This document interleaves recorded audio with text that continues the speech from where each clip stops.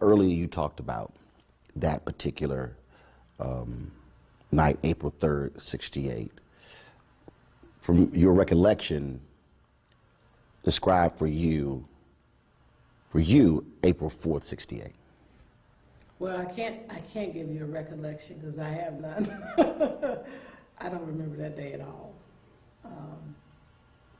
The day I remember is the funeral. And what I remember about the funeral is that lights, cameras everywhere, and it was hot. And I was on my mother's lap. I was a little restless. And during the middle of the service, they end up playing the piece where my father talks about his own eulogy at the end of the Drum Major Instinct sermon that he had delivered February 4th, 1968 at Ebenezer. Now here is the thing. A few days before, when my mother was preparing me, and this is the part that I'm told, when she was preparing me to see my father laid out in the casket, she told me, when you see your father, first of all, your father is going on to live with God. He's, a spirit. And when you see him, he won't be able to talk to you. Because she knew that whenever Daddy came home, I used to run up in his arms and we'd have this kissing game. Now, I do remember the kissing game. Mm-hmm. She didn't tell me about that. And so here at the funeral, suddenly, here's Daddy's voice. And she didn't realize that she had told me, he won't be able to talk to you anymore. But I'm hearing his voice, even though he's not talking directly to me. I'm hearing my dad, and I'm literally, there's probably film where I'm looking around, and she said I was looking like he was coming up out of the casket. That was very confusing for me that day. And then I do remember, I don't remember going out of the church. Yes, I do. I remember the casket going by. We get out of the church, and then I fall asleep along the route that we walk from Ebenezer to Morehouse. I wake up at Morehouse, and you kids are just strange, the things we notice.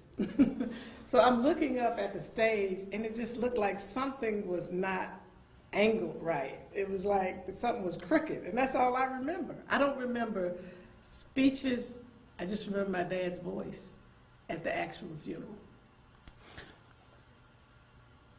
I don't think anybody can comprehend what your life was like and that of your sister and your brothers and your mother in the years afterwards.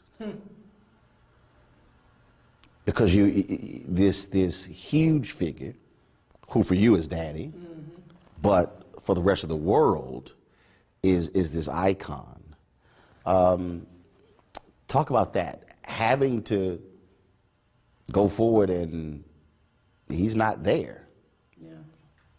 Well, it was tough for all of us in different ways. For me, it was the incessant drive of looking for another daddy. It's like, can they be my daddy? So we had these photographers that were around a lot. And when I think about it now, it's like paparazzi. Mm-hmm. Growing up, we had a lot of photographers around, but we had some after. And I can't remember if it was Flip Schulke or someone else. But at one point I said, can he be my dad? Because they were around so much. And it's interesting because kids don't really register color the same way that we do as adults. So that was one thing, I was looking for Daddy.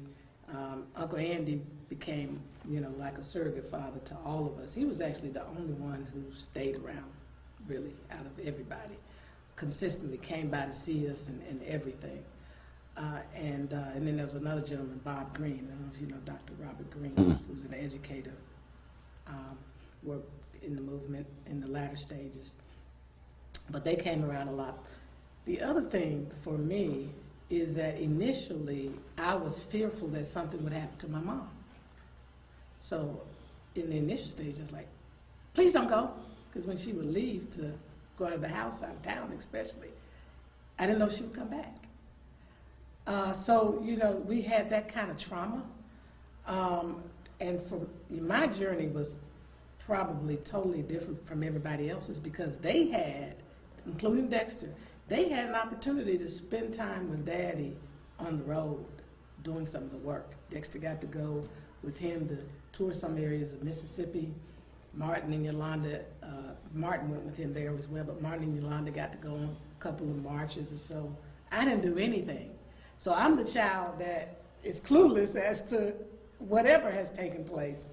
So I'm trying to sort all of this out, and my mom is trying to hold it all together. Mm-hmm. And I don't know this personally, but what she shared, you know, even in her recent book that was published, My Life, My Love, My Legacy, she talked about trying to pull it together coming out of that room because of that void, that emptiness. And Martin was in the bed right there next to her, and she had to do what she needed to do in that room before she emerged, because she had to go into mommy role, she had to go into carrying the legacy role, building the King Center and all the work that she was doing.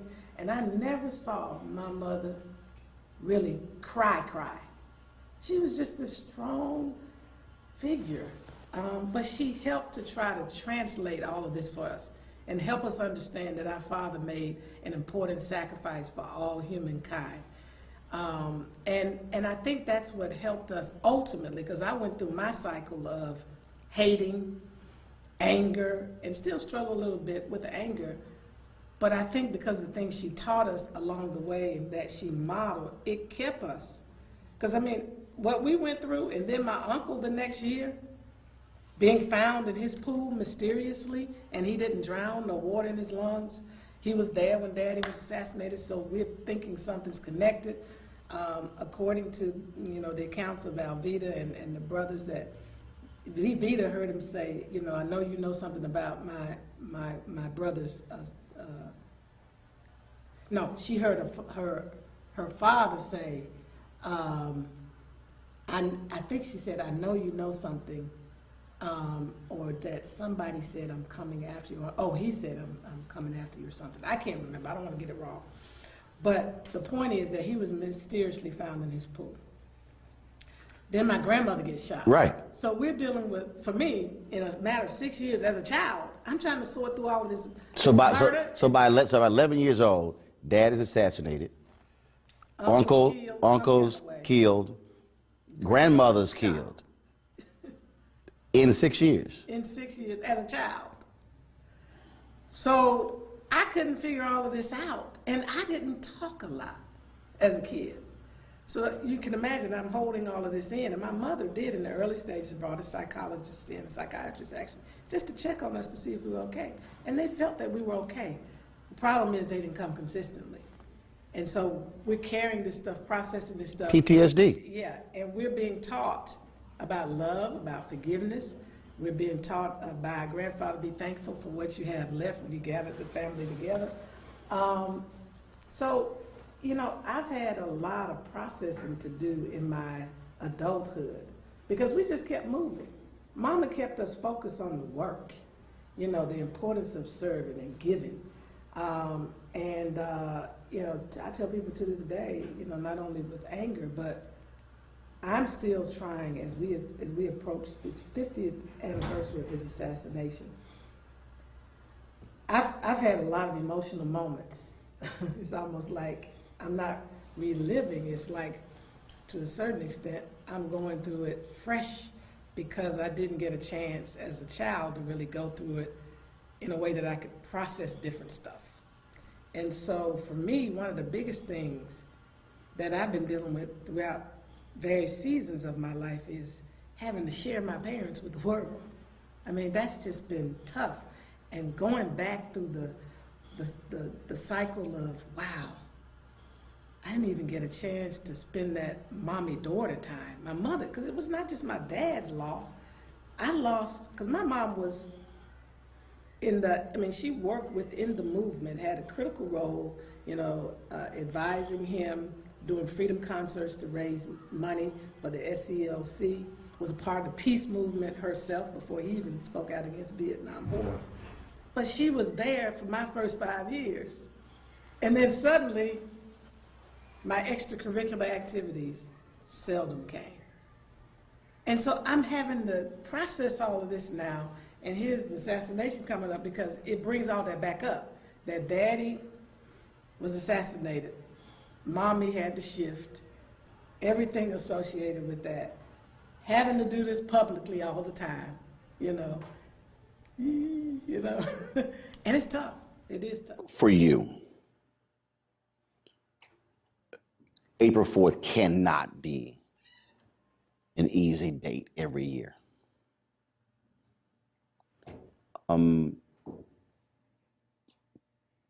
How do you deal with that? Well, let me just tell you what I have.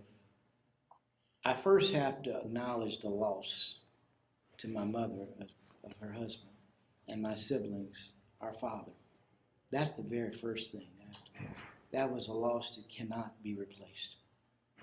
But then I look further and I have to glean and understand that the nation garnered a message and an understanding of a movement. And that is, I mean, for example, you know, if Dad had not been killed, well, probably we wouldn't be dealing with the things we're dealing with, first of all. We'd be at a different place. But had he been killed in a different way, it was the way, the trauma, the traumatic way that he was killed that I think makes his message, his movement, even more lasting. I think it would have been lasting regardless, because Dad was just connected. I mean, I wish that I had that level of connection that he had, not just to God, but to the universe and to human service. I mean, you say something like, if a man hadn't found something worth dying for, he isn't fit to live. And you do it. You know, now, I may be willing to die for my child, my wife and my child, but I'm not ready to go. I mean, most of us are not. But you have to be very poignant and strong. Figure out, you got to be willing to die for what you believe in. That's when people are very serious. You know, Hosea used to say. Hosea Williams. Williams, I should say. Hosea Williams would say. I know, but for the folks Yes, who don't know, I go ahead. appreciate you sharing that. You know, he was looking at a picture, Dad, and Hosea Williams was a complex man. He was a chemist, as you may know. But he was an agitator. He was, I mean, he had alcohol problems. He had all kinds of things, all kind of flaws like we all do as human beings. And he used to attack my mom. And so I was going over there to deal with him. Say, now look, you say you love Dr. King, and I'm sure you did, but you're always attacking my mom. Dr. King's vision wasn't about no bricks and mortar. It was about feeding folk. Well, all of that is included. So what you're saying is not quite right. But I never got around to saying this because he looked up at this picture of Dad above his and he said, you know, I love your dad. I never met a man like him. He said he did two significant things. He conquered the love of wealth and the fear of death. I said, my God. Say that again. He conquered the love of wealth and the fear of death. Now understand, when you don't really care about money, you know things are going to be all right, and you're not afraid to die, you're unstoppable. And that's the kind of spirit that all of us need if we want to address these critical issues today. Not being afraid of what people are going to say or who's going to follow us, particularly if you know you're standing on justice. You're standing on the shoulders of great individuals, because we've had great people in our nation's history and world. It didn't start with Martin Luther King. Martin Luther King Jr. certainly was one of our greatest of our time. But you know, there have been great people going way back who did things with nothing. I mean, you go back to think about it, Harriet Tubman, who said she could have freed more folk if they knew they were slaves. I mean, we've had some. I mean, think about Frederick Douglass. I mean, the list goes on. Du Bois, Booker T. Washington, and the list goes on and on. Of so many, and the inventors. And that's. I mean, we don't really, as Black people, honestly, we really don't truly realize who we are. We don't realize we were kings and queens, and that civilization began on the African continent. Most of us don't realize that because we're taught negatively. Now, I don't know what Black Panther is going to do, the movie, to change some of that, because this has never happened. We've never had an almost all Black African cast that is charted all past the numbers. I mean, that's phenomenal, quite frankly. Everybody's kind of focusing on Martin's assassination, and I've been trying to figure out a way to help them to realize that he didn't go nowhere, that his body was buried, but his spirit is more alive now in more ways than any of us can ever imagine. And I think I say that there's nothing that I've done that I did on my own. But that's the view we held about death. He was never nervous about dying. In fact, he almost put you in the dozens talking about your death. And he made us laugh at death to keep from getting nervous. And he said, look, you're gonna die. Death is the ultimate democracy. And you got nothing to say about when you die, how you die, where you die. The only decision you have is what is it you give your life for. And you can do that any day and every day because you know not the day nor the hour. And then he'd switch gears and say, but if your time comes, I know how sorry and trifling you are, but I think on my good day, I could even preach you into heaven. And he would start preaching your sermon, your eulogy, bringing up every trifling, ignorant, sinful thing that he could think of and asking the Lord to forgive you and let me in. And he made us laugh at death. And I came back to the motel and they'd been eating catfish and, telling lies, and everybody was feeling, I mean, this was the happiest I had seen him in years because his brother was there, all of his friends were there practically. And, preachers know how to have fun when they get together. And and preachers have fun like preachers have fun. Can't nobody else imitate that or understand it because, they're signifying with each other in Bible verses and all that kind of stuff. And, they have their own language. And so I stumbled into one of those sessions and, he said, where have you been? I said, I've been called. You haven't called me all day long. Don't you know I'm the head of this movement? You got to report to me. You think you get, I said, hold on, wait a minute. You talking back to me? I said, look, are you, y'all, what have y'all been doing in here? See? And then he picked up the pillow and he threw the pillow. Well, I threw it back. See? And that was like the beginning of a free-for-all. And everybody grabbed pillows and they all beat me up. See? Well, it was fun. But then somebody Billy Kyles knocks on the door and said, my wife is cooking dinner for y'all. And she's waiting, and she's got it all set up on the table. And so he said, well, let me go put on my shirt and tie. And he went upstairs and put on his coat, shirt, and tie. And he'd just come out, and I said, look, it's still cool. You better get your top coat. And it was almost as though he was saying, I don't need a coat. And he sort of raised his head like he was testing the weather. And then shot rang out. And we all gathered together after we came back from the hospital.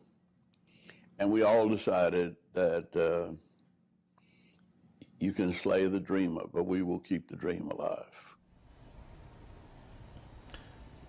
Take me to the last conversation you had with him. When was it? The last time I had an opportunity to talk with Dr. King was in mid-March.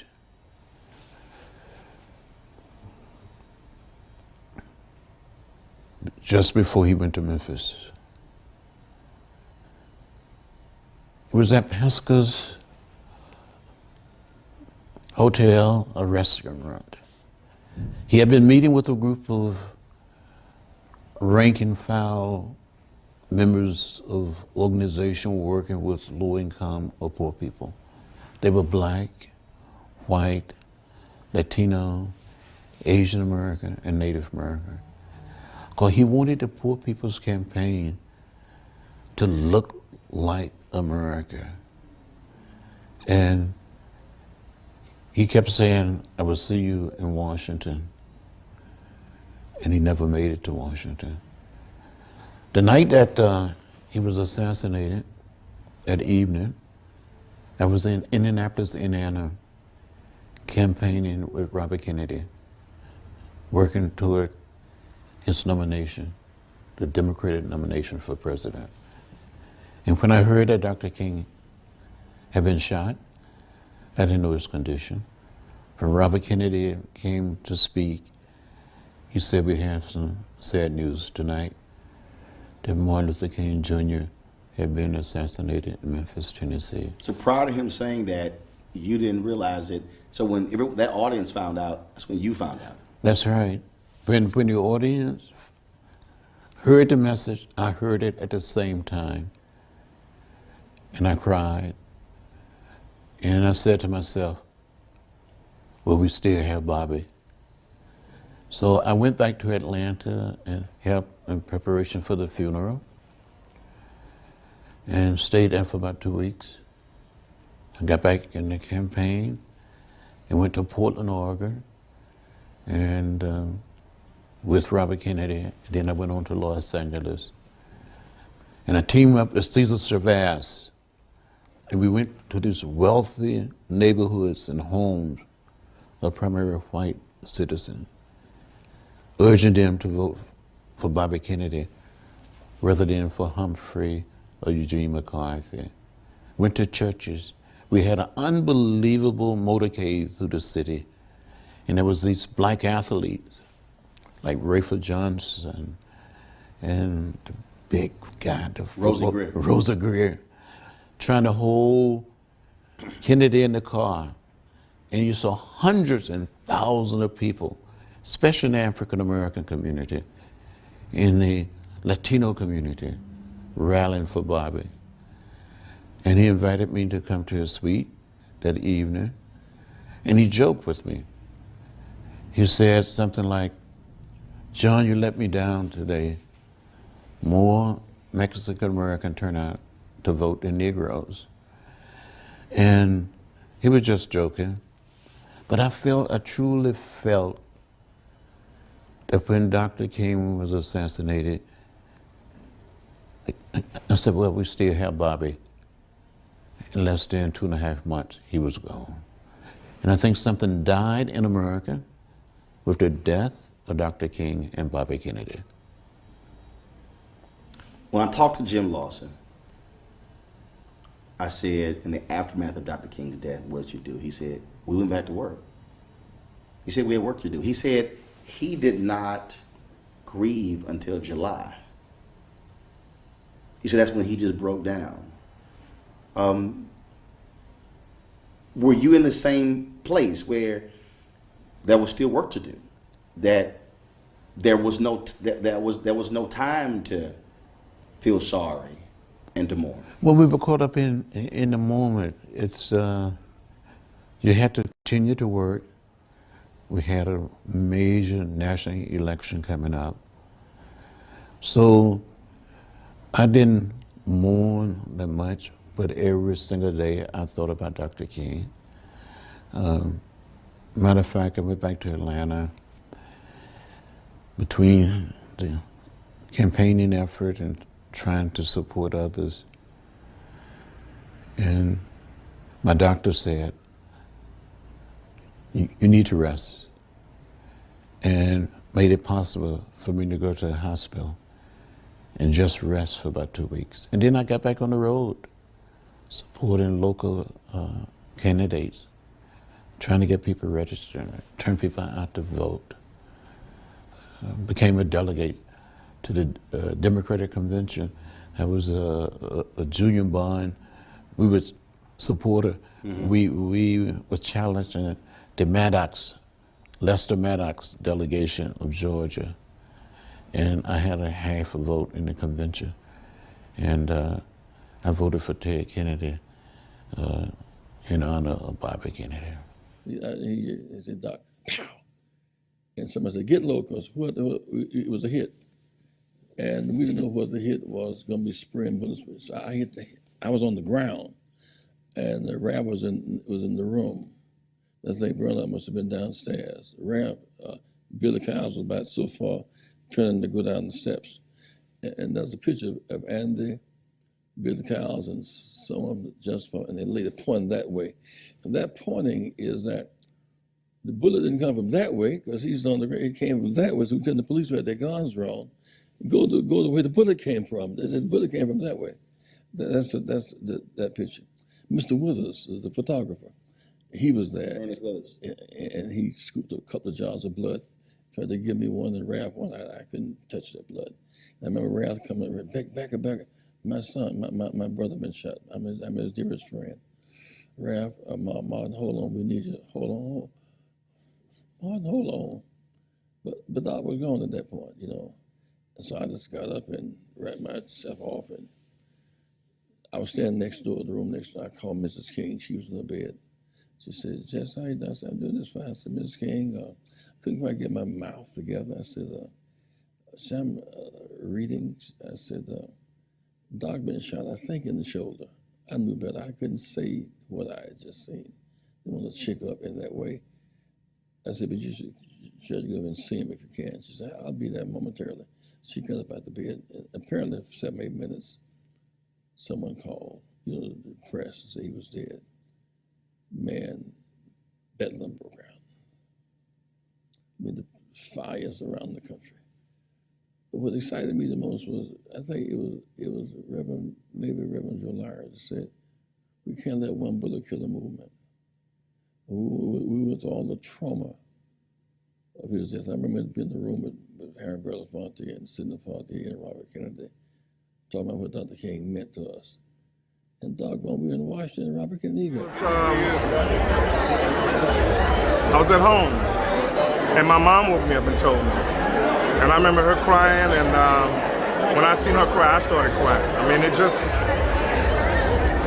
hurt me so bad, and it hurt my household and so bad. It's just, and I remember seeing the clip, everybody pointing at the vacant building, and man, and I seen his brother, and it was just like, man, all this blood. It just devastated me. I'll never forget it. It hurt me so bad to my heart, and I felt so bad for the family, Coretta Scott King, those kids, and it devastated me a lot. Yeah, it did. When he returned from Mason Temple, did you have any conversations with the folks who were with him about that unbelievable, powerful speech? Were there any conversations that night when he got back? Because when we reflect on it now, you're missing something. You know what you're missing? What's that?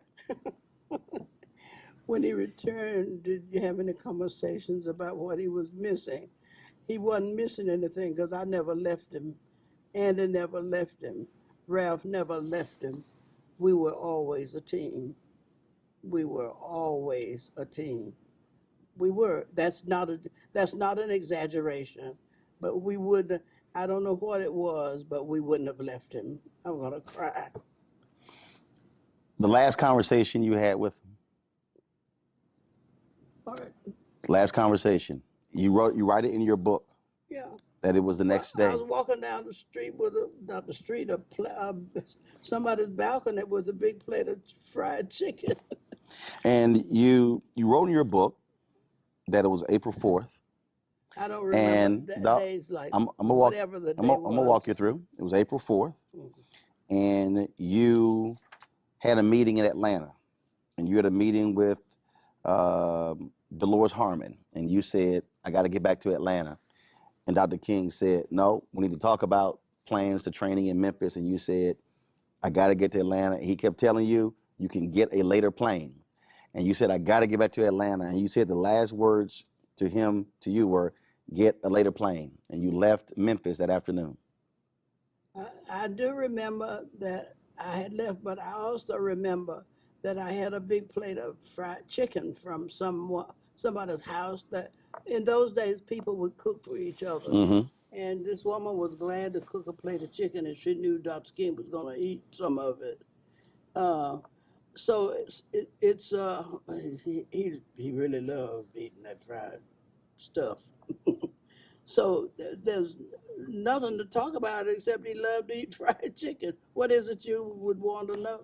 He, I brought the chicken to that woman, to that house from another house where they actually did stuff like that. Mm-hmm. You're too young to remember when people would pass food from house to house, but, not because they needed to, it's because they wanted to. Mm-hmm. Oh, serve Dr. King some chicken, you know. So You were in Atlanta when you found out that he had been killed. uh, now that's the very very hard part for me Mm-hmm. to detail, and so it's I remember somebody. I remember that I had a plate of food that Martin, because he had not had any dinner. Now that was a previous day, on April 4th. You were in Atlanta. Okay, well you're reading. So I got to go read my It's all book. good. It's all good. So April 4th, you're in Atlanta, and Rita Samuels tells you that the King shot, somebody Yeah, killed him. I need to read that again because my recollection is I went to get this plate of chicken, and I don't want to debate about it Right, right, until right. That was April 3rd. That was April 3rd. yeah. So this is the next day, Yeah, and you. I don't remember. I'm gonna go get my copy It's all down. good. Well, no, there's your copy right here. Yeah, And so Andrew Young called you, and y'all talked, yeah, and you said, "I wish I could have been there with him in that last moment. Talk with him one more time, showing total support for what we were about." And he said, "That's all right." And he was calm, and he was consoling you. And I reflected on what Martin had said to me that morning, "Get on a later plane." And you said, "Andy and I both had an abiding love for Martin. We love him still. We both still cry sometimes as we remember." yeah. So yeah. The closeness, I think, is what a lot of people don't really understand. How close all of you were. It was too late to do anything different. We were close. We were like I don't know what it is when you, maybe in the I don't know military or somewhere where people get connected and they stay connected. That's not a good analogy, really, because I remember taking him some food at that woman's house, and when I took the food, and now I got to think about which happened which happened first. Mm-hmm. You know, the shooting or did I get the food in his hand and you know things like that. Those are not details that I have held on to because I didn't need to. And you're the first one that asked me, you know, about you know that I used to talk about. He was walking down that corridor in the church when, Mm-hmm. with some staring at that lady's high heel shoes. Do you still miss him? Yeah, yeah, I do.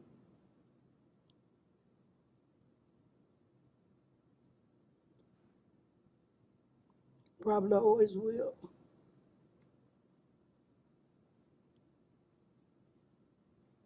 I was sitting in the kitchen having something to eat, and the radio was on, and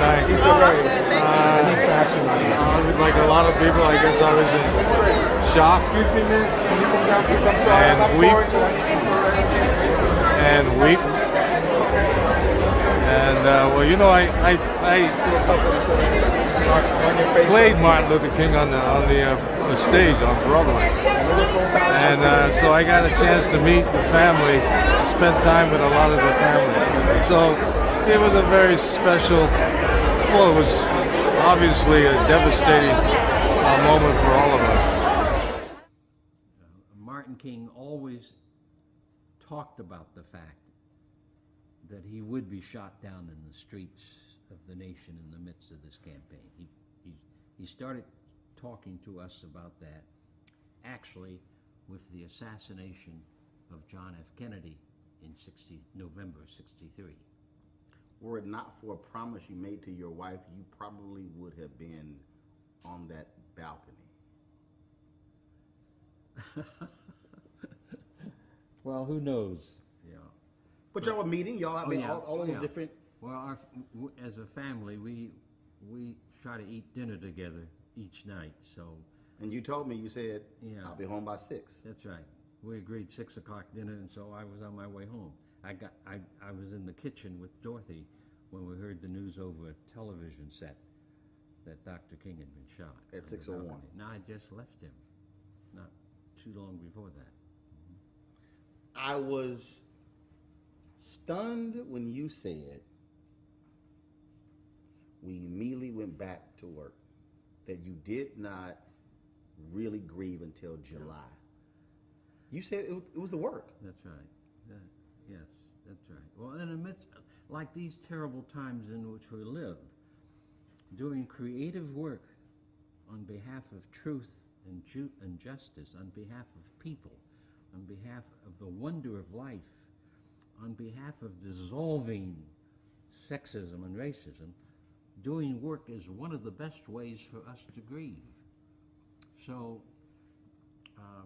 I recognize that as a pastor, as a religious person. So yes, 9 o'clock Friday morning we marched, and I worked through the night to be sure that we were going to be there. I think I remember being shocked and stunned. You know, of course, you know, the passing and the death of someone in the public space was not something that a 9-year-old considers, but I remember being affected by it, that of it having an effect, of feeling a sadness, of feeling a loss, even at that age, that it was something, you know, it was something huge and looming and dark and sad. I think that was the beginning of, you know, what loss looks like. You dropped him off at the airport, and he gets out. As you think back, have you, I'm sure you have you just went back and just played every part of that? What he had on, what he said, last look, all of those things. Because that was the last time you saw him alive. Yeah. But let me tell you what happened. The day before I was at their home, Mrs. King was convalescing from recent illness, and she was there. Mother-in-law, well, Martin's mother was there, Martin and I. After dinner, we were playing the piano. He, you know, he's a great singer, and I played the piano. He said, "I bet you didn't know I could sing." I said, "Well, I heard you could." "No, I didn't know you could." He said, "Well, I know you can play." So sat on the piano. You majored in music in college. Yeah, yeah. So we had such fun. We were singing and just having a great time. When we separated, the evening ended, I went home and told him I'd pick him up the next morning, whatever time established. But Mama King called me that night about 11:30, and she said, "You know, I know you're taking ML to the airport tomorrow, but tell him something for me." Said, "Just like that fun we had today, I'd like to have more days like that. I know I'm the mother and I have to understand he's busy, but you see to it and tell him I want him to plan more fun time for family hour. Will you do that for me?" I said, "Of course." Well, I told him, I said, "Now your mother called me," and I told her she wants more of your time, and we're going to see that you do that. Well, guess what? About 3 or 4 o'clock Atlanta time, because Memphis was an hour behind us, he called her. Talked to her about an hour and a half. She said it never happened before. Could you take your mother for granted? he knew she was going to be there. She was supportive of her. The son loved him dearly. But he didn't bother to call her. But when I saw her that first time that night, because I went over to check on them, she said, listen, when this pain subsides a little bit, I'm going to tell you how much I appreciate what you did. Because he told me you told him what I said. And that prompted him to call. And they had a big laugh about, you know, here's the call. And he knew, I think, because he called his brother. He'd never done that before. Called him on the phone, I understand, talked a good time with him. He did a lot of odd things. I talked to him, and he said to me, why does my room number sound so familiar to you? I mean, to me, he said. And I said, I don't know, because I don't know what room you're in, because, you know, we'd switched hotels. And he said, it's 306. And I said, well, that's my house number.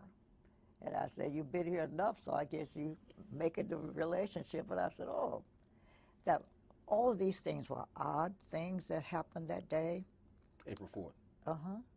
It was early in the day that he called me.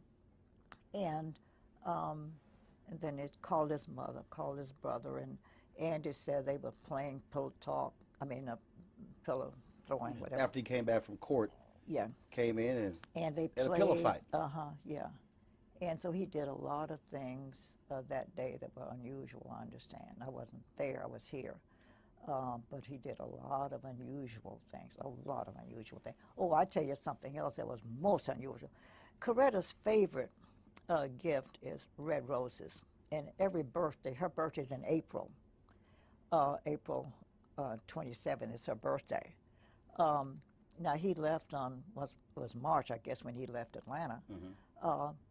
He bought her some artificial flowers and left them in the library of the house.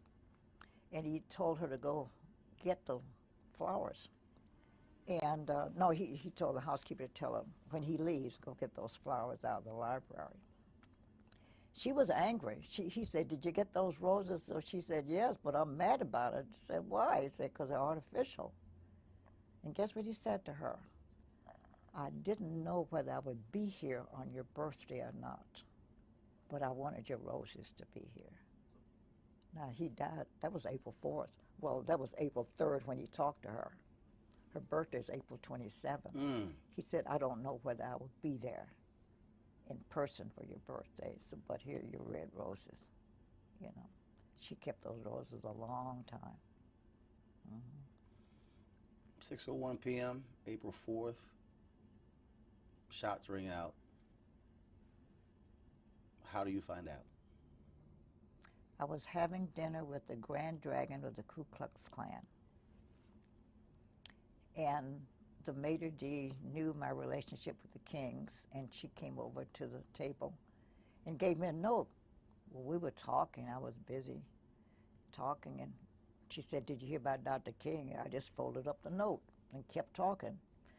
She thought that was odd. She came back a second time. She said, I hate to interrupt your meal. She said, but I just heard on the radio he had been shot. Well, that didn't bother me either, because I'd been in his presence before when it was reported. We were in Los Angeles once. They reported that he had been shot. And we were in there getting ready for a nice, comfortable evening and a meal.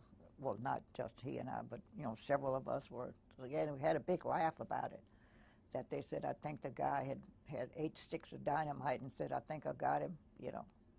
We saw it on TV. So I didn't think anything about it. I just talked to him earlier that day, and, you know, so he was all right then.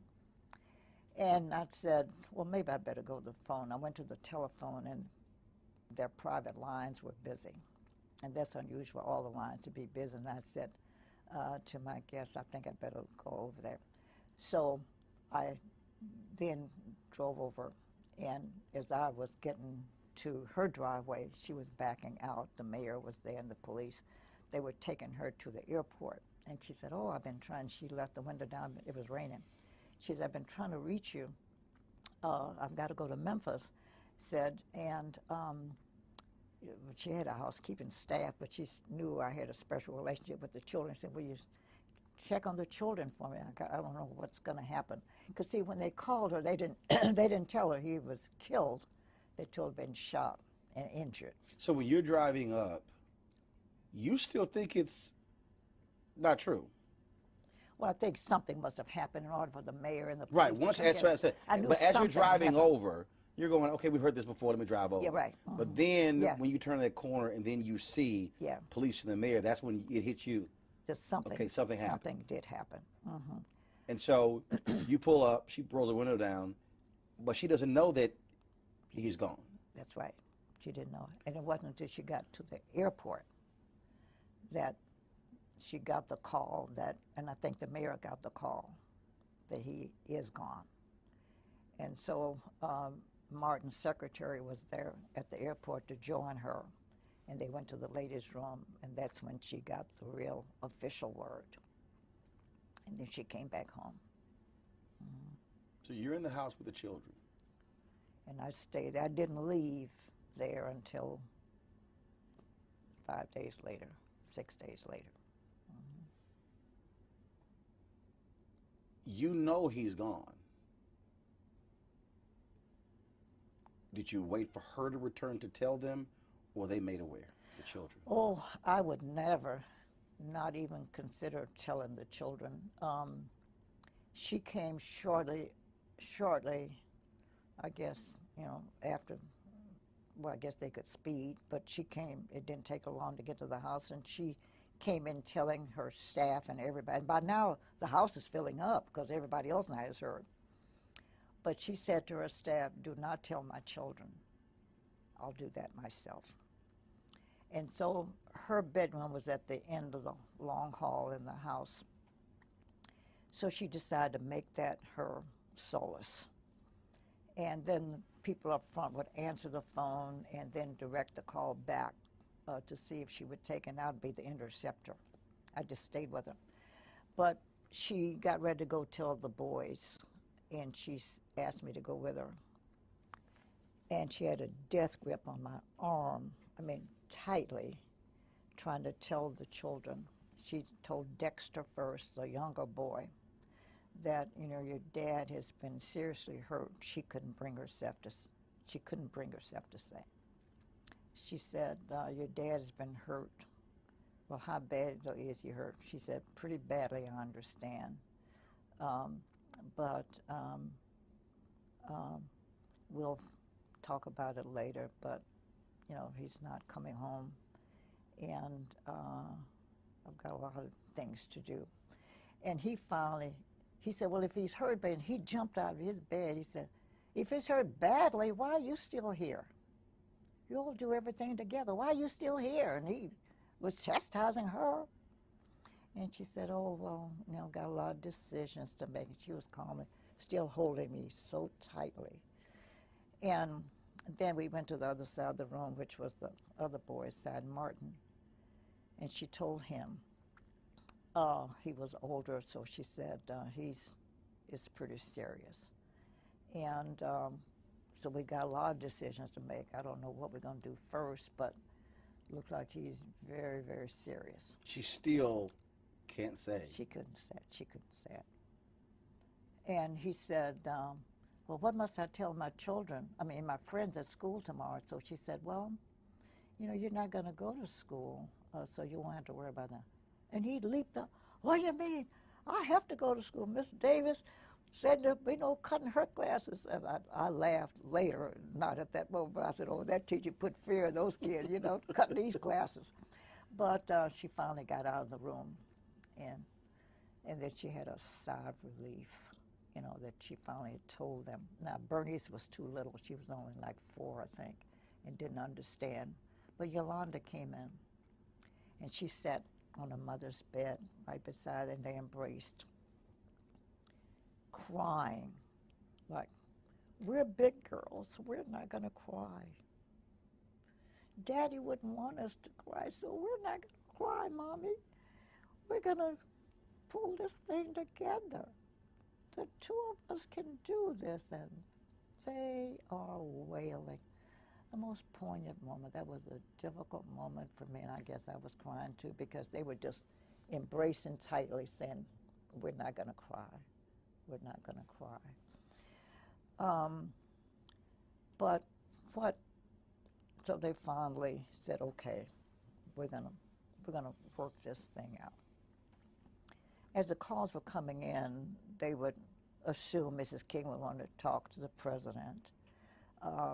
And so, you know his voice, so I would take the call and said, okay, Mrs. King, this is President Johnson. But what was interesting, everybody had the same message. And it's the same one maybe you and I make, like someone dies, you said, if I can do anything, let me know. And meeting it, you know, anything you need me to do, let me know. If there's anything I can do. Mm-hmm. Everybody had the same message except one call. Kennedy, Robert Kennedy. His call was the one that was different. He said, Mrs. King, it's obvious. Now, when he called, it was, now see, in Atlanta it was about 5 or 6-ish, and people started calling. And so up until now, it's almost 10. Mr. Kennedy said, it's obvious, Mrs. King, that you need more telephone lines because I've been trying to get you ever since the news broke. But Mr., and I'll make up a name because I don't remember the name, but Mr. John Jones is en route to Atlanta now to install 9 telephone lines for you. He'll be there at 12:30 tonight. He's en route now. I also heard on the TV that you'd perhaps want to go pick your husband up in Memphis. So we've dispatched a plane. It's already there in Atlanta. The pilot's name is Sam Smith, tailgate number 12345, telephone number 822. So whenever you want to go, all you have to do is make this call. He will take you, and he's in readiness whenever you want to go to Memphis. Also, who's your point person? And she told I was going to be her lead spokesperson. And he said, Zernona, call every hotel in the city of Atlanta, talk to the management, and put a clamp on all the rooms in the hotel, in the city, that people will be coming to this funeral who are heads of states, and we got to be sure we have the right allocation of space. And my team will be there tomorrow morning, and we're going to set up an office at 123 Maple Street, and we will help govern things. He just lay everything out, and we followed his rules. Because he had been through it. Mm-hmm. He said, we know how, we've got experience in this. We know what we're doing. And he was right. And I was there when Jacqueline Kennedy came, which was the expected moment. Two things happened. I don't know, you got time for me to tell all this? Before I tell you about Mrs. Kennedy, I'm going to tell you about Nixon. He wasn't president at that point. He was the Republican candidate. Yeah, the candidate of the Republic. He called our newspaper publisher and said, I know Dr. King's feelings on me, but do you think you could help arrange for me to come visit Mrs. King? My wife and I want to come make a call on her. And he said, no, I can't do it, but I've got a very good friend who's at her house, and he was talking about me. And she will tell me whether you can or not, so let me get in touch with her, and then I'll call you back. So he called me, and I said, I don't know, I have to run it by her. Well, when I told her that, in the house there were people who said, oh, no, Dr. King would want to see him. And so they talked to her, saying, no, why don't you say no? Well, I had her last ear, so I said, Mrs. King, this is not a time for politics. Why don't you let him come? But let's lay some ground rules. Mm-hmm. No entourages, no press, no nothing. Just come. If he's making a personal call, then he personally can call on her. So she bought my advice and agreed. Called Mr. McGill and told him and said we wanted him to come unannounced. And sure enough, he came. But guess what happened? He came up, and we knew what time. They told us all the way. He's at the airport now. He's on his way. So we knew when to expect him. And when he came here, I went to the door, the front of the house. He came in a beige, I don't know cars, but like also a Chevrolet, something like that. It wasn't a fancy, well, I don't want to offend anybody, but it was a small car. And I ushered him in. Well, he was by himself, but he said, you know, Mrs. Nixon was coming, but he said that they got a call that one of the girls got sick and she had to rush to New York. He said, but, so he sat by her bed, that's where she received her gift. She said, on her bed, we had a chair, and he sat there face to face and told him he knew how Dr. King felt. He said, but this is not a political call. My wife and I were coming, and he went on to tell why she knew. He said, I have brought with me a check, a personal check, that we are feeling the grief, and because we are Americans, we have to take some responsibility for this. So as our personal expression of sympathy, we want to educate all 4 of your children. And this check that we have here will cover their expenses wherever they go. There's enough money to educate all 4 children. Nobody knows that story because I haven't told it but a few times. Then we were told that Mrs. Kennedy was coming, and then the day she was due, she said she couldn't make it. Then we got another call. She said now she does want to come. She said, I don't have the strength to make it. Because she had to release, she knew the pain of Coretta Scott King. You're getting my script ahead of me, because what happened is she finally came. And as I said, you know, describing, you can get the picture of the house. The front door was up there. Coretta's bedroom was at the end of the hall. When she came, they told me she was here, so I went to greet her to bring her back. Roland, those 2 women didn't say one word to each other, verbal word, no word. Neither said hello. They didn't say anything. They embraced. That seemed like 20 minutes. Of course, it wasn't that long. But they embraced without a spoken word for an endless period of time. But you don't have to be smart to read their lips and their hearts. The heart was saying, we know what you're feeling. You know, I know, we know. That was the most poignant moment, and it was the one time that I cried because I was feeling their language. It has to be hard for you because here you are, you go to the home, you're with the kids, she comes back. She asks you to be with her when she tells the children. You have to be her rock. Oh, yeah. So you can't grieve. You can't break down. You can't, you're taking the phone calls. You're doing, so how are you, did you just sort of just go like kidded Robert Kennedy? You just went right into work mode? Oh, yeah. Because I'm not even sure that I ever cried, come to think of it. I'm saying later, but I never got a chance to grieve because one of the things when she was trying to decide whether she's going to go to Memphis, and then right away I said, oh, gee, she needs clothes because I wanted her to look nice. She's going to be photographed wherever she goes. So the next morning now we were up, well, the night went into morning. So by morning time, I told her I was going to go down and get some clothes.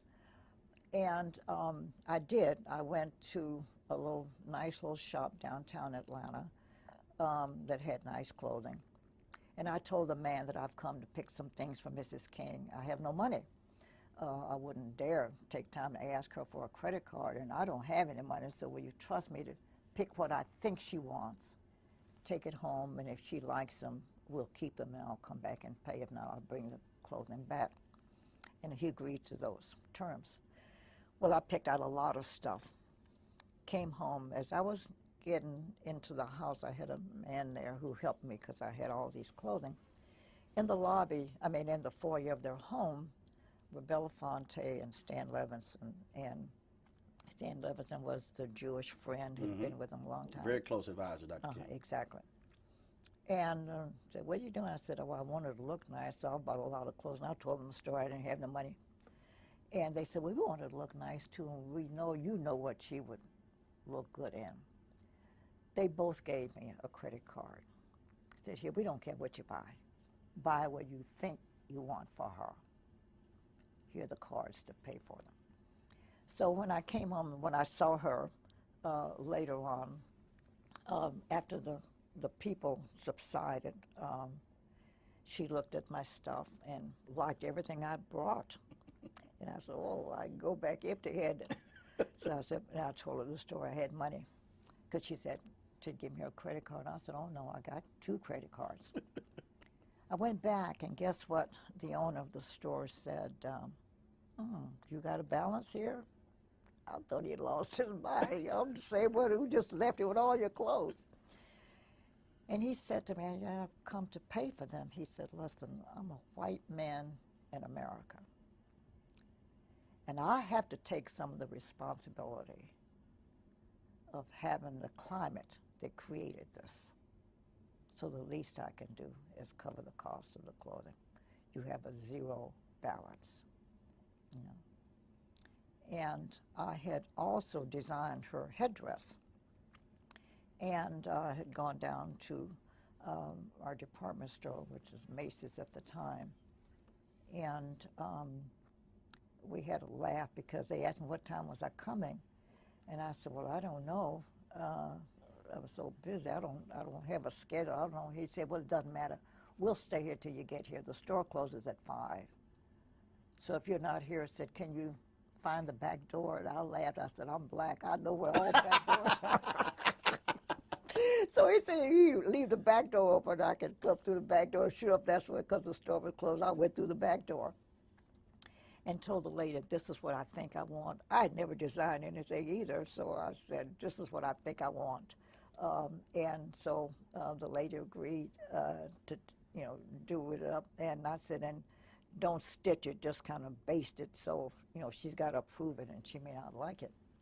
And it was the time except for when Yolanda, the daughter, came in and I saw her cry. She never shed a tear. That woman was just strong, making decisions and moving, never cried after that. But when she tried on the headdress, then she looked in the mirror. And I'm sure she's saying now, this is what I'm wearing to my husband's funeral. And she broke down that time. But those were the only times she cried the whole time. In that whole long week, it was a week-long, that was the week that was, I'll just call it that. As they say, rose in a fisted glove. Mm-hmm.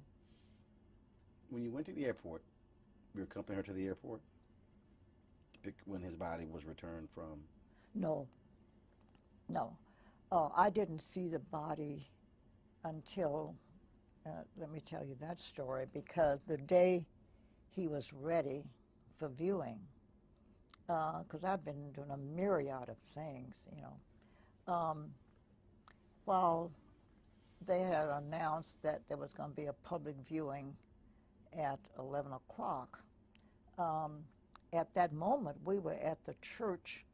Coretta had to make some final revisions to the program. And so she went over to the church, and the security guard called her over there to say, Miss King, what must we do? Said there are thousands of people lined up here to see the body.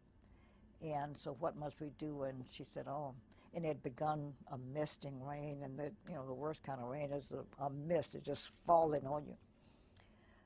She was such a kind, considerate, compassionate woman. She said, oh, well, let him go on in. And I said, no, Coretta, you should see him first. And I said, the public will wait, but you need to see him first. And what good advice that was, because once we finished the church, we went over to view. And Harry Belafonte and his wife and I were the only non-family members. Everybody else, it's a large family. And I saw them when they came in. I stepped aside and Coretta came down and she had a faint response, like she was going to collapse. When I walked up to the bier, he looked awful. It looked as if someone had gone and just dug up a big glob of clay and slapped it upside his face. I was horrified.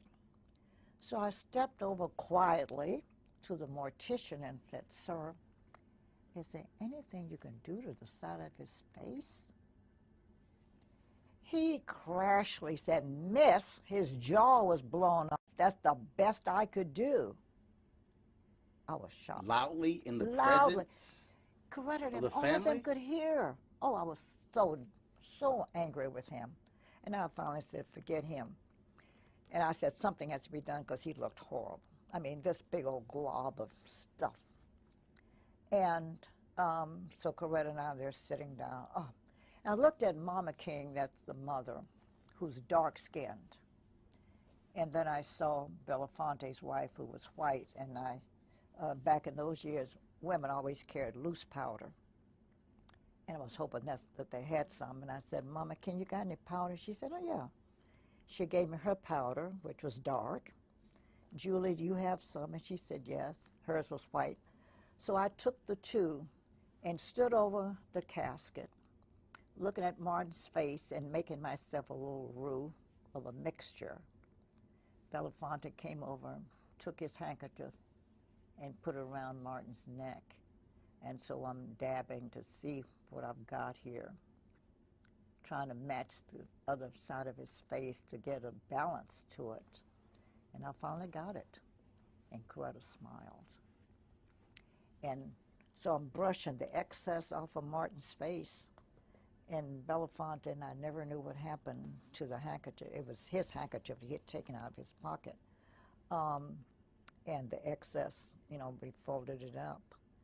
But he was to stay there till midnight, and then we were moving him to the church for another viewing at 3 a.m.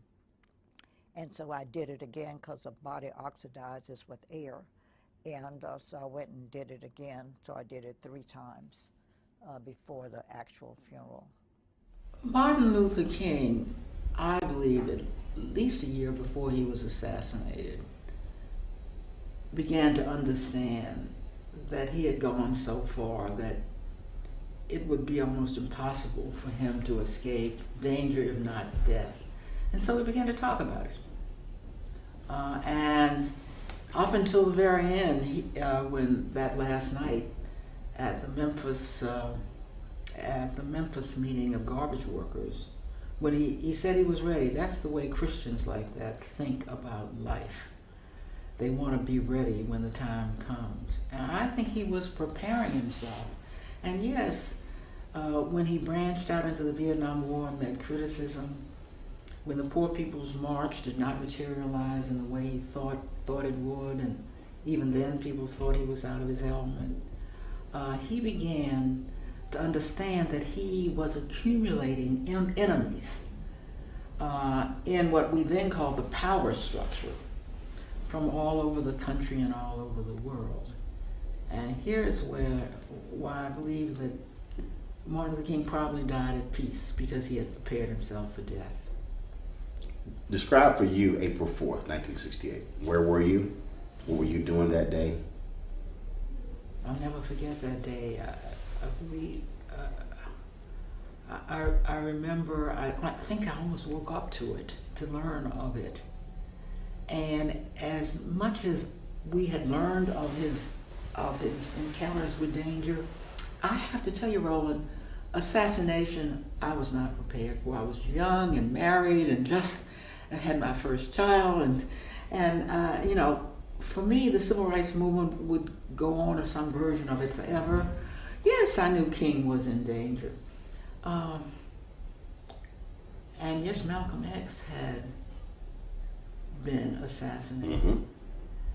What I did not understand is that I was in the decade of assassinations, where when people disagreed with you, they would kill you. Kennedy, Malcolm X, MLK, JFK, Medgar Evers. Think about it. And That's 5 in 5 years. Of 1 decade.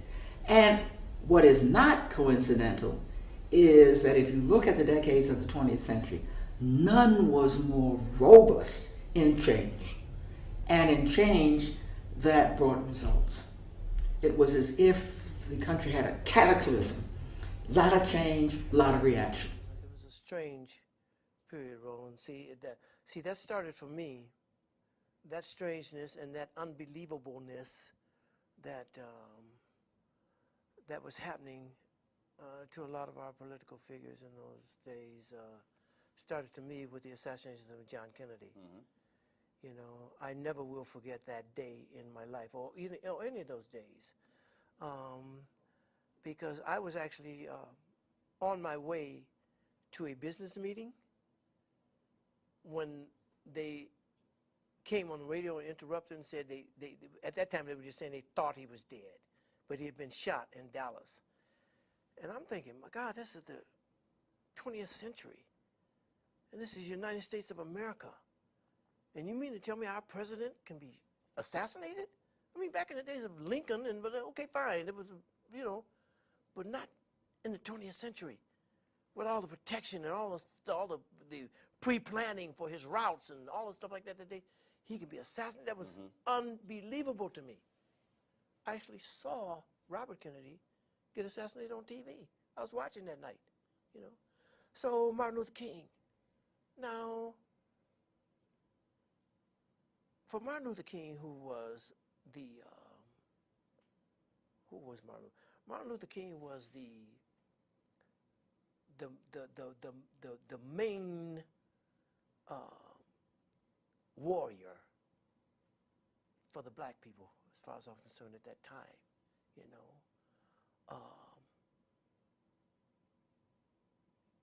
I wasn't as surprised that they killed him as I was when they killed Malcolm X. You know what I mean? I wasn't as surprised because Martin was into a lot of stuff that a lot of people, bigots, hated. He was a marked man. I didn't expect it. I was hoping that it would never come to that, you know what I mean? But it did not surprise me because of who he was and what he was doing, you know. Horrible day. Horrible, just, oh man, here we go again. Where were you? I don't even know where I was. I was in oblivion, that's where I was after that. I don't know where I was, but it was just, here we go again. When is this going, what's safe? Who's safe? You know what I mean? Weird April day. 4th. What were you doing that day? What was the day like? Oh yeah, every day was a day of mobilization. We would meet with the men to the degree there was any progress. We'd report on what that was. If there were any unusual things happening, fill them in on that. If there are any questions they had or decisions they need to make, to try and get that done. But everybody was mobilizing for the march. But you also had a court hearing that day, if I'm correct. Yeah, that was a series of injunctions, but SCLC took responsibility for dealing with the injunctions. Andrew Young and James Orange and some of the other fellows and their lawyers took responsibility for the court because the court had enjoined the march. It had not enjoined the mobilization and community action work that we were doing. So that day goes along. You go throughout the day, you get to the evening. Where are you? I'm at the headquarters building of what was called then the minimum salary building of the AME Church, which is a building next door to where our mobilizing headquarters were, which was Cleveland Temple. In the evening, I lose track of the time, but the word came over the radio that Dr. King had been shot on the balcony at the Lorraine Motel. And among all the unbelievable things that you just refused to accept, this was one of them. So you hear this on the radio. So a co-staffer and myself, we were like 5 minutes from the Lorraine Motel. We jump in the car and we come around here. By the time we get here, police were already here, keeping people out as opposed to keeping people in. And this whole evening was just one that we had difficulty believing. Dr. King, as prominent a leader as he was, to be shot on the balcony made no sense to us at all. It was not like he was a stranger in town. He should have, and perhaps did have, as much security as you could have. But the evening ended with not only with the shooting, but with him being taken to the hospital. Our responsibility then was to make sure that nobody else was injured. I mean, the city obviously was just outraged, and our job was to make sure that the people, got home all right, didn't confront the police or anybody else with any activities that would cause there to be more harm. And then to reconvene a meeting of all the partners in this thing to talk about where do we go from here. You get word that he's died. Where are you and how do you react? Well, personally, it was an incredible level of sadness. It was not like you had a leader who preached violence. You had probably one of the most committed men to nonviolence, yet to be killed through a violent act. We were a little, we had to think through what this all meant. How and what do we do with the men the next day?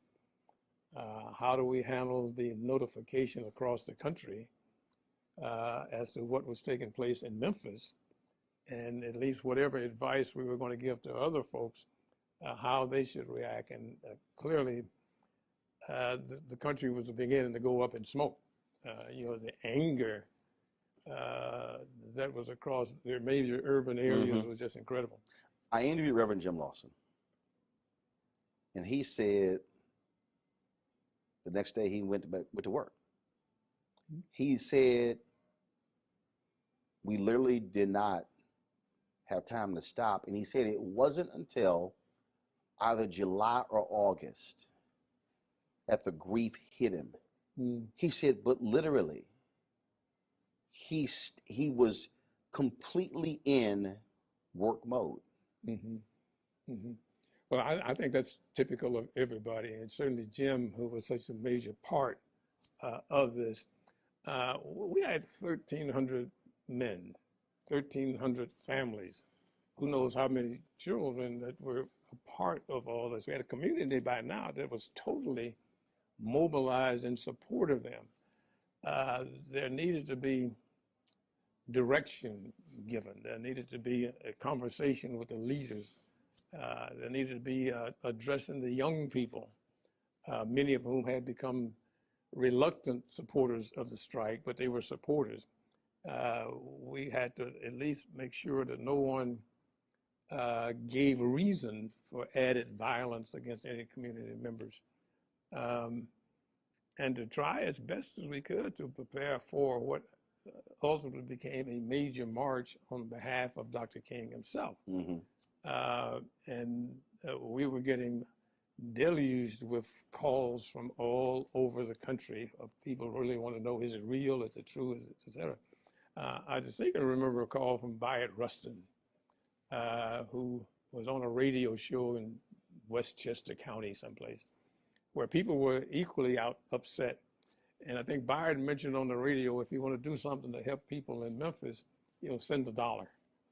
And the outpouring of concern and support, in a day or so, we felt down here where there was duffel bags, army duffel bags filled with dollar bills that people were so impacted by this. But as Jim said, we didn't have time to stop.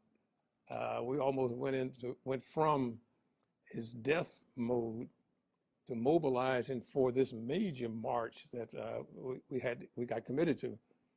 I believe we had 40 or 45,000 people show up for that march. We had to deal with what was going to take place in Atlanta. And to their credit, the men, while they regretted and was suddenly upset by Dr. King's assassination, they remained committed to their goal. And they organized themselves. They made their own decisions about how they would respond on a city basis. I can remember we were real concerned about whether or not we wanted to take the marches back downtown. A minister here in town whose name may be lost in all the history, Reverend Henry Starks, who took just personal responsibility for organizing and mobilizing the march to dramatize to the business community and certainly to the city leadership that these men were committed to this. And we would, I think we wanted to take a day off, but the men asked us, aren't we going back downtown? Aren't we going to march today? And for those of us who were staff, you know, we had to really not only pick ourselves up, but to try and understand that, you know, this was a tragedy that happened in the course of a major movement, and understand that Dr. King was certainly aware of the risk, but he is also committed to the. Well, it's kind of hard to describe because I was a single dad at the time and my boys. To me, it was just such a loss of, I don't want to say hope because that's not quite it, but the possibilities that could happen. I had just done the Martin Luther King story with Paul Winfield and Cicely Tyson a few years before, and it was just devastating. I was in Detroit and trying to sit my kids down and say this doesn't change the possibilities. It's just very hard. It's just very devastating. And it was the whole town, I remember, was just, I don't know, it was just like the wind that was just taken out of everything. What should folks, we're going to commemorate it, but what should folks do April 5th this year? Because folks, we have these events and people remember things on those lines, but what should be the call to action? Well, I think the real call for action, as far as I'm concerned, is stepping toward the things that we want. As I know we keep fighting for the things that we're opposed to, and we have to be aware and don't take any of that away. But I think now it's about being an example and reaching out to each other, which is why tonight is so important, to be a part of the community, to be embraced by our own community. So I really hope that we will remember to include each other, because we have a way sometimes of getting a little exclusive. And I don't think that's what King was about or his legacy was about, but we really need to include each other.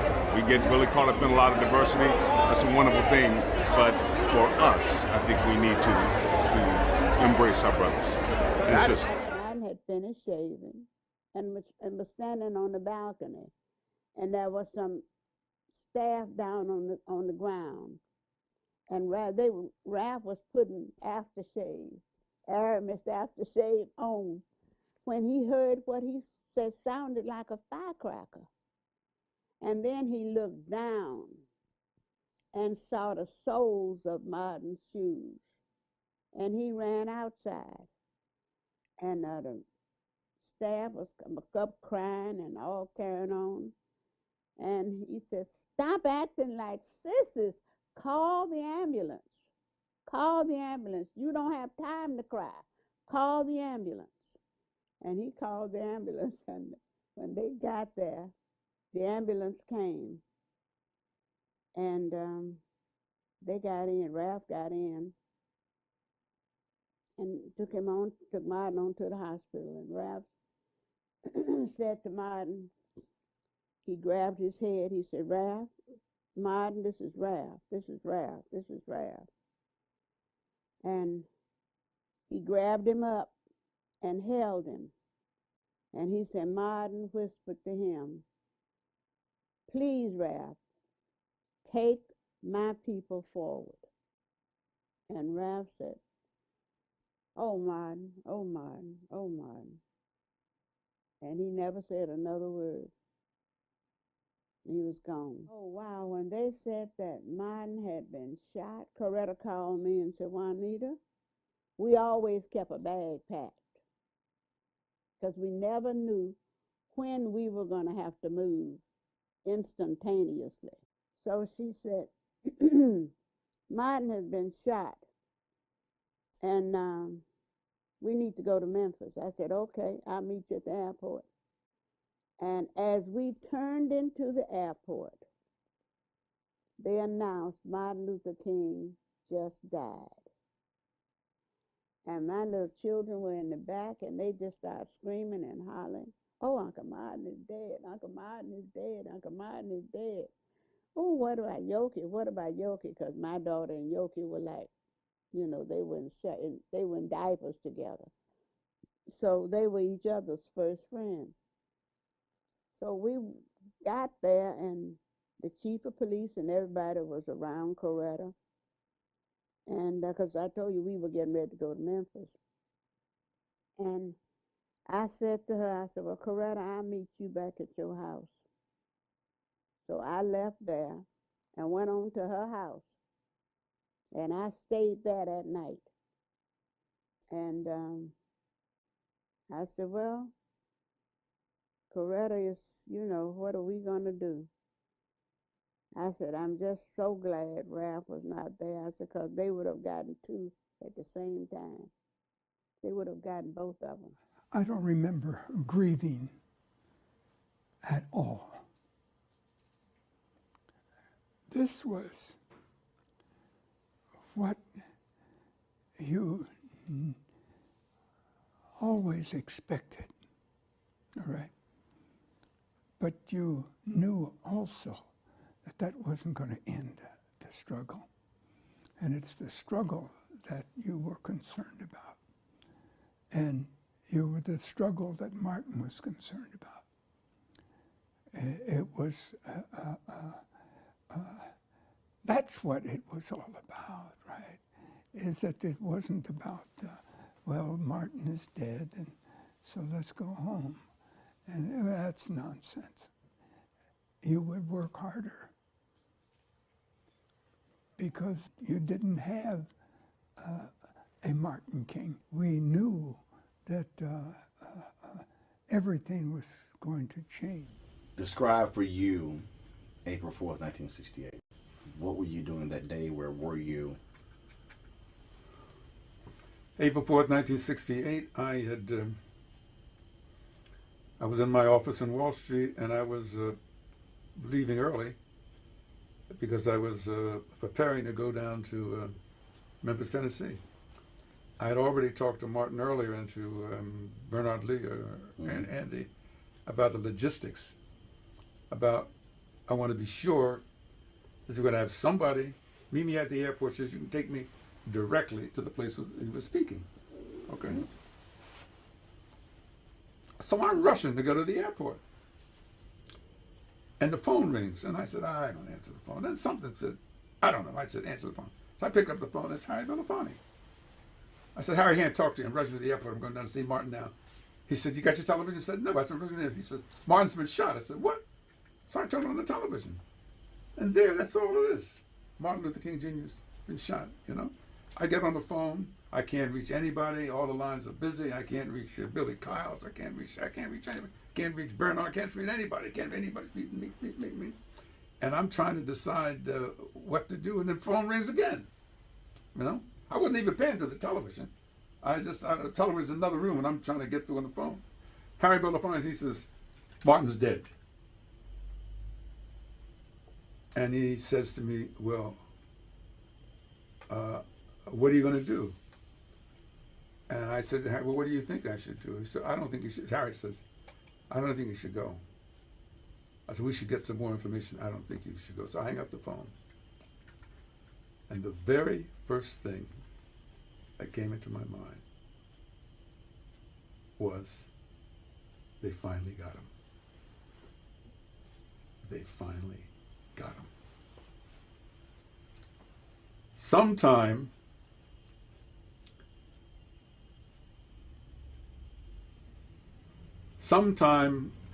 our book ended.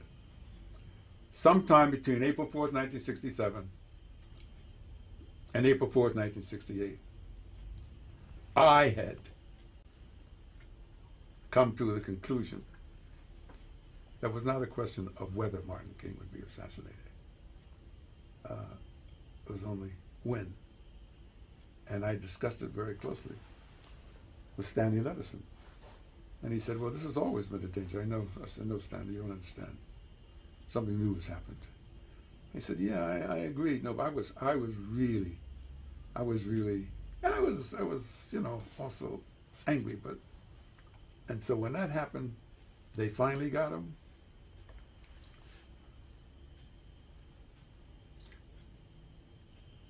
Within that same thought, Roland, you know, your family, I can tell you. I wondered to myself, I said, I don't think I can stay in this country. It's fine, it's fine. I'm having a conversation. No, I can't stay in this country. I'm Clarence Jones. So I said, no, I can't stay in this country.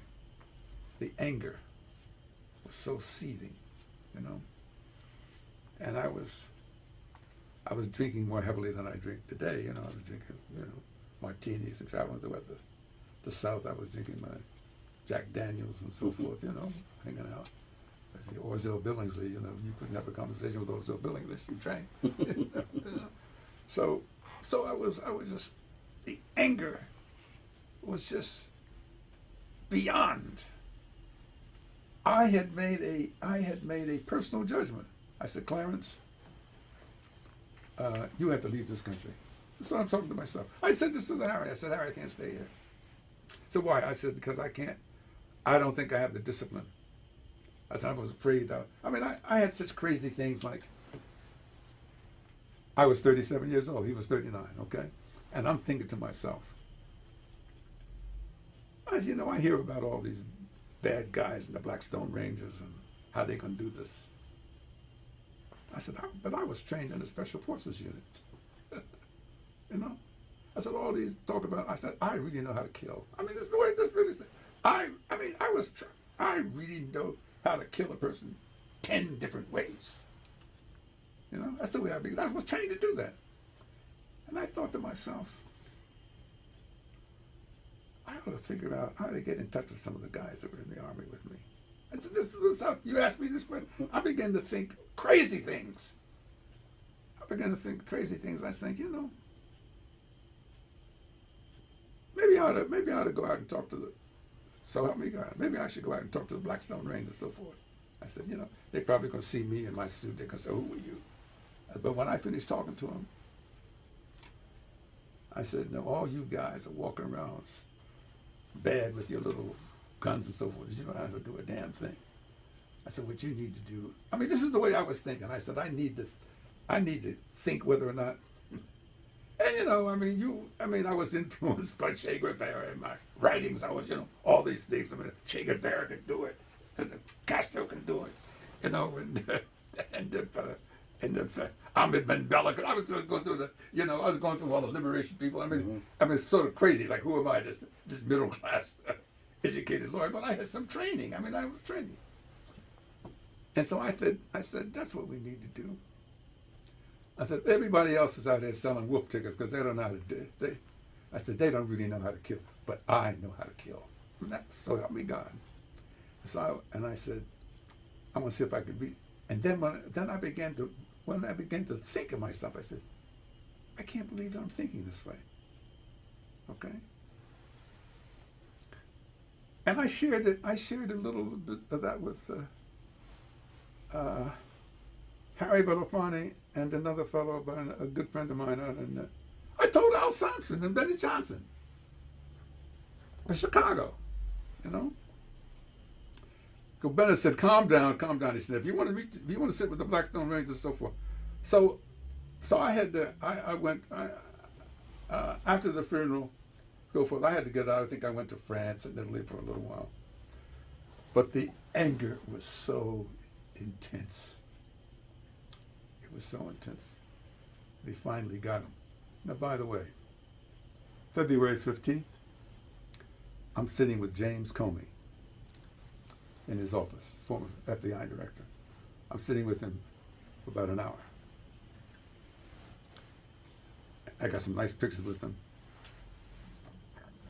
And and finally, after we talked about the FBI and so forth, and I said, the last 10 or 15 minutes we're together, it's like, there's a big, long table between us. He's sitting over here, and I'm sitting here, and I said, you know, Mr. Director, he says, call me James. I said, well, Mr. Director, I said, there's one thing I want to talk to you before I go.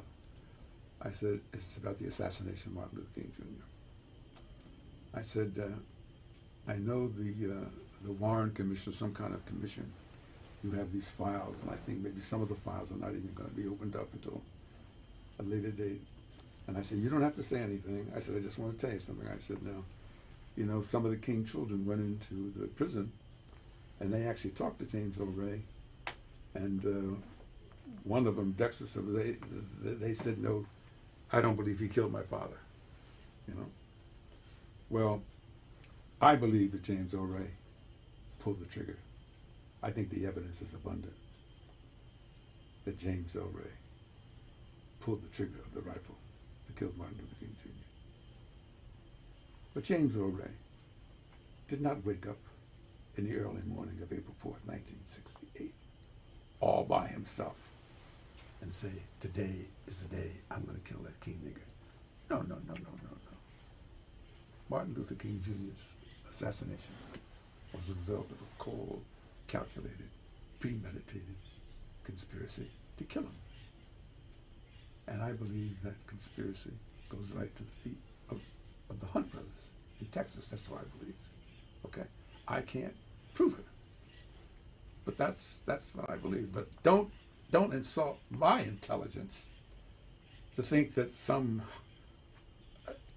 highly limited educated James O. Ray, he had a map of Canada, so he didn't have any education, he didn't have any geography.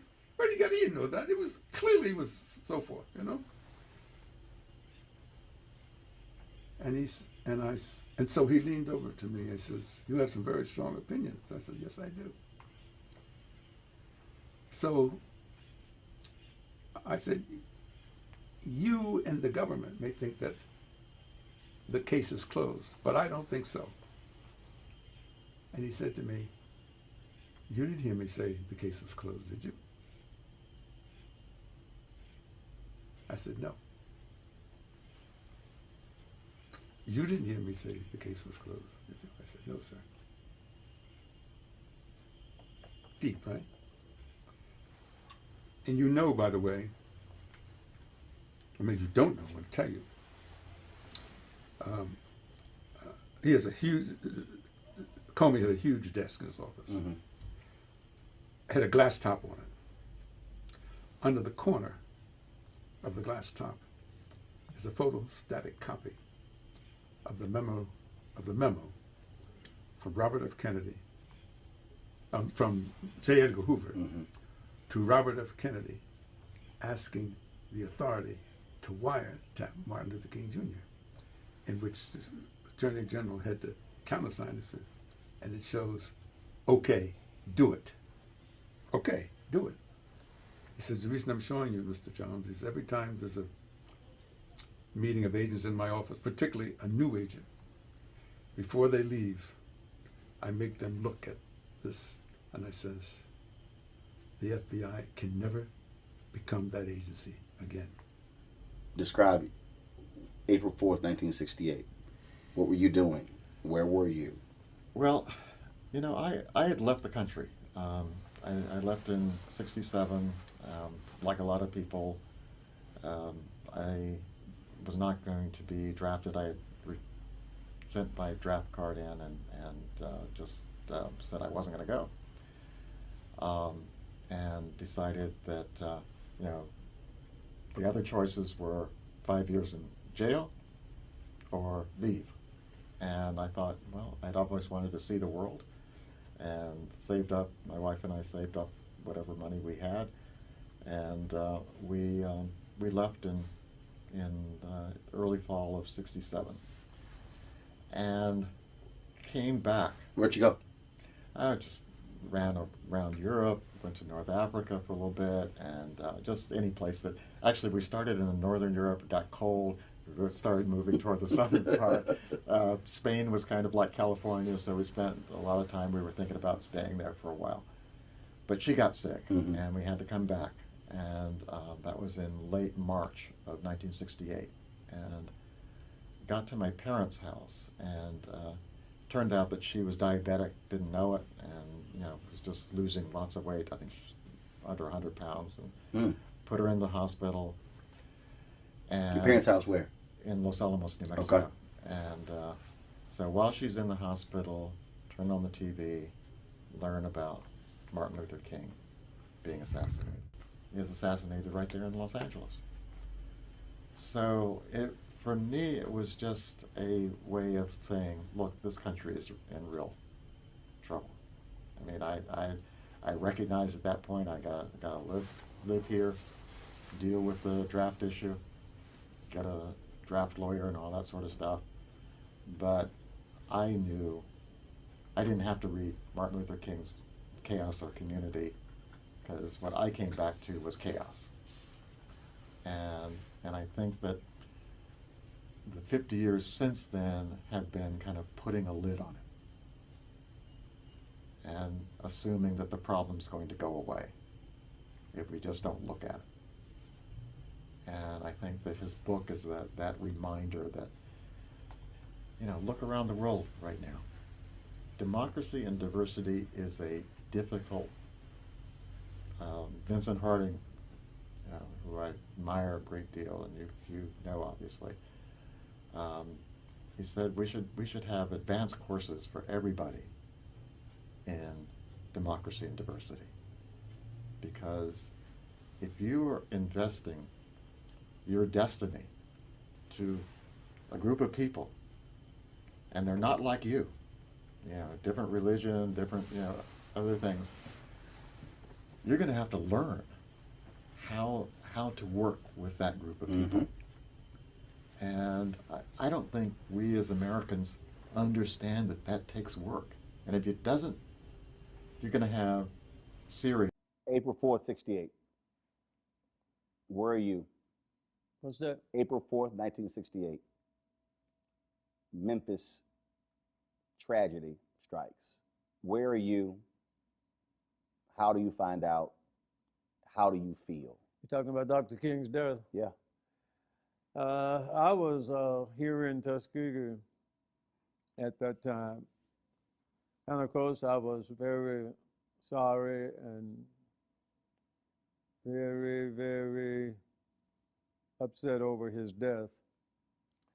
But it was one of those things that we always knew, and he always knew, even as early as the bus boycott, and this was several years before, that there was a possibility of losing our lives in the movement. So we have to be prepared to do it. But even so, he still believed in nonviolence and social change. Were you prepared? Yes, indeed so. And there were some people in the movement who didn't believe in that. And my brother happened to have been one, but I did believe in that. But you have to be able to stay focused and move ahead and do it in the right direction. But when I heard about Dr. King, and if you remember, when he published his first book, he was stabbed at a department store in New York. Yep. So he realized that he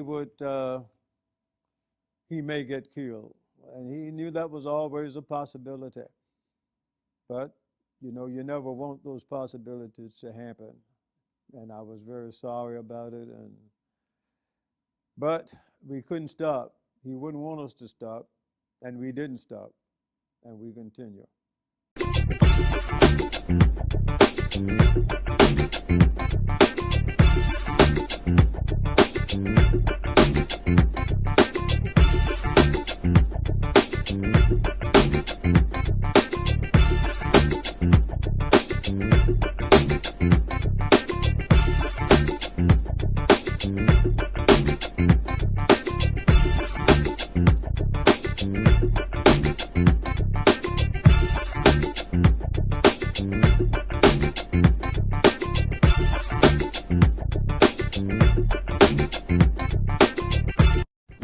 Roland Martin Unfiltered, be sure to join our Bring the Funk fan club. Every dollar that you give to us supports our daily digital show. There's only one daily digital show out here that keeps it black and keep it real as Roland Martin Unfiltered. Support the Roland Martin Unfiltered daily digital show by going to RolandMartinUnfiltered.com. Our goal is to get 20,000 of our fans contributing $50 each for the whole year. You can make this possible. RolandMartinUnfiltered.com. You want to check out Roland Martin Unfiltered? YouTube.com/Roland S. Martin. And subscribe to our YouTube channel. There's only one daily digital show out here that keeps it black and keep it real. It's Roland Martin Unfiltered. See that name right there? Roland Martin Unfiltered. Like, share, and subscribe to our YouTube channel. That's YouTube.com/Roland S. Martin. And don't forget to turn on your notifications so when we go live, you'll know it.